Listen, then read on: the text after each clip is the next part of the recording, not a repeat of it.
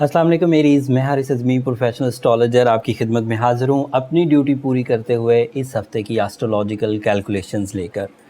Planetary position इतनी वुसअत इख्तियार कर गई है एरीज़ आपके लिए कि अगर कोई एरीज़ अपने मकासद की तकमील के लिए नेचर की सपोर्ट चाहता था तो इस वक्त भरपूर अंदाज से एरीज़ फितरत को नेचर की सपोर्ट मुयस्सर है। इस टाइम बिहेवियर को आप अपने बड़े मकासद की तकमील के लिए इस्तेमाल कर सकते हैं। एक जो हमारी नज़र में कामयाबी का एक रुख है वो ह्यूमन जो नीड्स हैं उनका पूरा होना। And human needs as you no, material side अगर आपकी स्मूथ है, आपका ज़रिया माश ओके चल रहा है, आपकी जॉब या आपकी इन्वेस्टमेंट्स राइट पाथ पर हैं, तो ये ज़िंदगी का एक बड़ा हिस्सा कवर कर देती है। And by my astrological calculations इस वक्त आपका रूलिंग प्लैनेट माल और असबाब के घर में ही है। मैंने उसे जितनी दफ़ा सेकंड हाउस में देखा है एरीज़ के लिए टॉरस एंगल पर, उतनी दफ़ा मैंने एरीज़ मेल एंड फीमेल्स को तरक्की करते हुए ही देखा है। उनकी प्लान्स अफेक्टिव होने लगते हैं, प्लान्स का जो रिवॉर्ड्स हैं या समरात हैं वो ताकतवर होने लगते हैं। और इस वक्त वो सिचुएशन बनी हुई है पिछले हफ्ते से।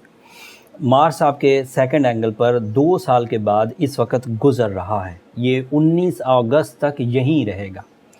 ये इस हफ्ते इसकी मैच्योरिटी में मज़ीद इजाफा होगा। ये 10 तारीख से 16 तारीख तक का वीक है।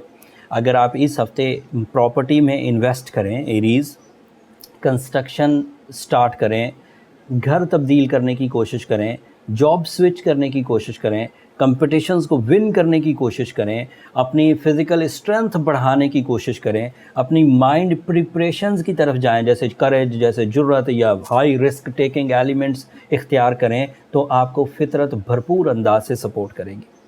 दूसरी जो पॉजिटिविटी है आपके ज़ात में, वो सूरज आपके 4th एंगल पर है।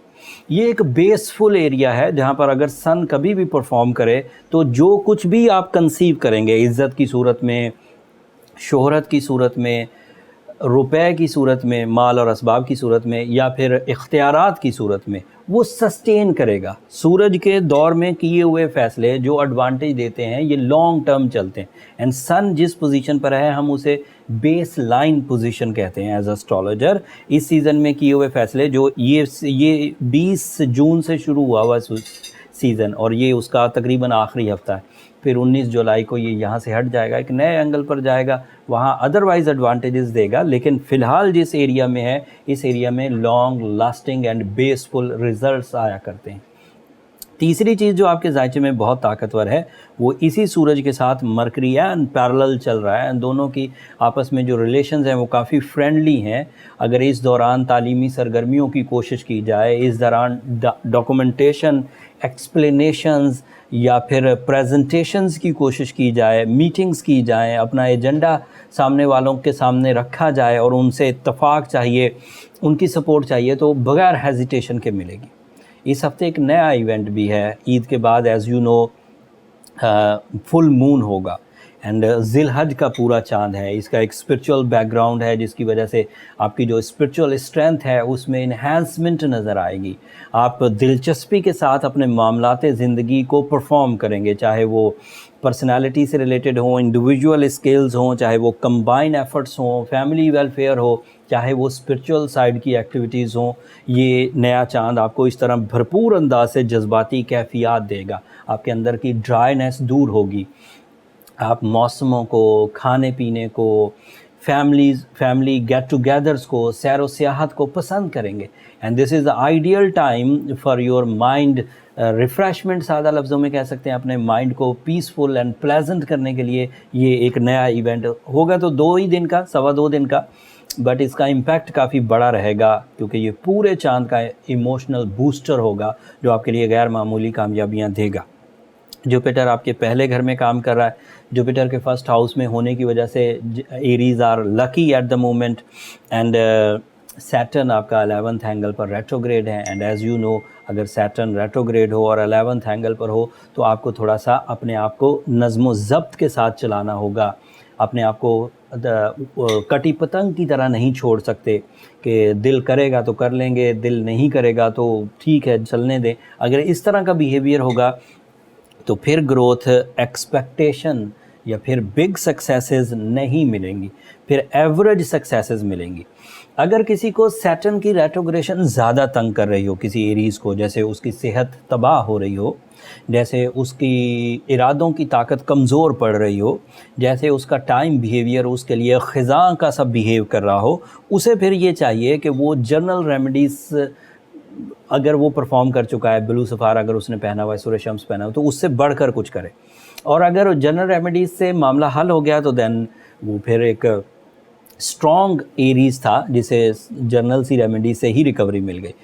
आखिरी बात जो मैं दबे लफ्ज़ों में कहना चाह रहा हूँ कि चीज़ों को टॉलरेट करने की बजाय ट्रीट करने की कोशिश किया करें। अगर किसी आदमी को सफ़र करना है, लेट्स से एक एग्जांपल है, किसी आदमी को ट्रैवल करना है और शदीद अंधेरा है। शदीद अंधेरा जो है वो नेचर की एक फॉर्मेशन है। एक टाइम आता है कि जो प्लैनेट रोशनी दे रहा था वो नहीं देता कुछ घंटों के लिए। या तो हम कंप्रोमाइज़ करें और अपना सफ़र तर्क कर दें, हम जो ट्रैवल करना चाहते हैं वो ना करें और चुप करके बैठ जाएं, ठीक है, उसके लिए आपके 12-15 घंटे ज़ाया होंगे। दूसरा हल ये था कि आप उस सफ़र की प्रिपरेशंस करते। सूरज जो नेचुरली हमें रोशनियाँ देता था, अगर वो नहीं दे रहा तो हम आर्टिफिशियल रोशनी जनरेट कर लें।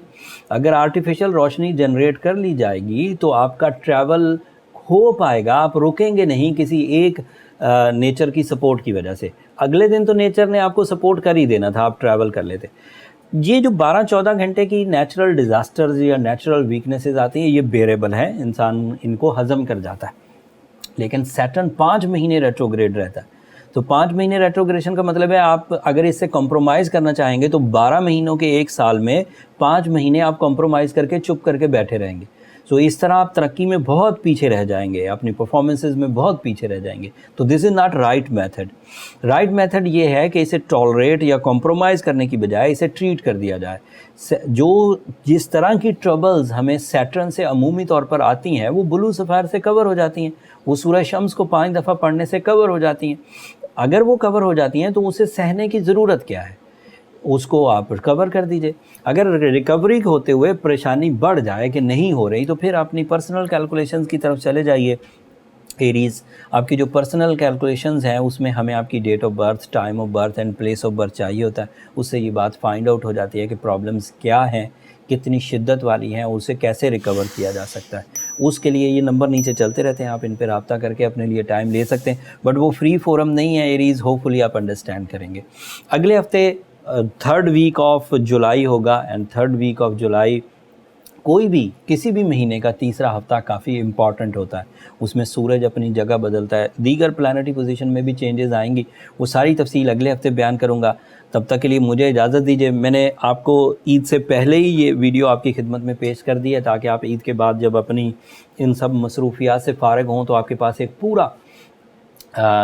पूरी इन्फॉर्मेशन हो प्लानिटरी पोजीशन की एंड आप अपनी सलाहियतों को सही सिमत में ले जाकर कामयाबियों में कन्वर्ट कर सकें। जब आप कामयाबियां हासिल कर रहे हों तो अपनी दुआओं में हमें भी याद रखिएगा। आपकी दुआएं हमारे लिए बहुत कीमती हैं एरीज़, एंड चैनल को भी ज़रूर सब्सक्राइब कर लीजिएगा। आपकी सब्सक्रिप्शन हमारी हौसला अफजाई की वजह बनती है। अगले हफ्ते तक के लिए अल्लाह ने के बाद।